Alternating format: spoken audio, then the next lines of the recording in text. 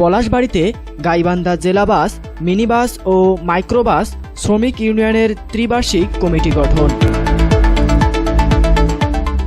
আসসালামু আলাইকুম। এমকে টেলিভিশনে নিয়মিত সংবাদে আপনাদের স্বাগত জানাচ্ছি আমি শারমিন মিনা। এতক্ষণ শুনছিলেন সংবাদ শিরোনাম, এখন ডেস্ক থেকে বিস্তারিত। গাইবান্ধা জেলা বাস, মিনি বাস ও মাইক্রোবাস শ্রমিক ইউনিয়নের ত্রিবার্ষিক নির্বাচনী সাধারণ সভা অনুষ্ঠিত হয়েছে। 18 মে সোমবার সকালে পলাশবাড়ী পৌর শহরের খাদ্য গুদাম সংলগ্ন শাওন এন্টারপ্রাইজ মাঠে এ সভা অনুষ্ঠিত হয়।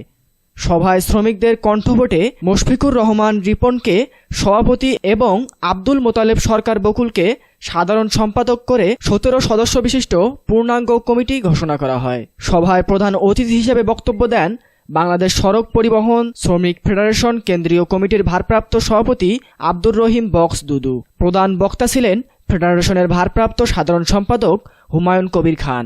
এছাড়া বিভিন্ন শ্রমিক ও মালিক সংগঠনের নেতৃবৃন্দ বক্তব্য রাখেন। অনুষ্ঠান শেষে নবনির্বাচিত কমিটিকে ফুল দিয়ে বরণ করা হয়।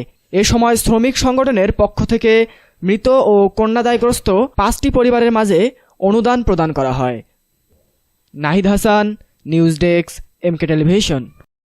শেষ করছি এমকে টেলিভিশনের নিয়মিত সংবাদ। এতক্ষণ সাথে থাকার জন্য আপনাদের সবাইকে অনেক অনেক ধন্যবাদ।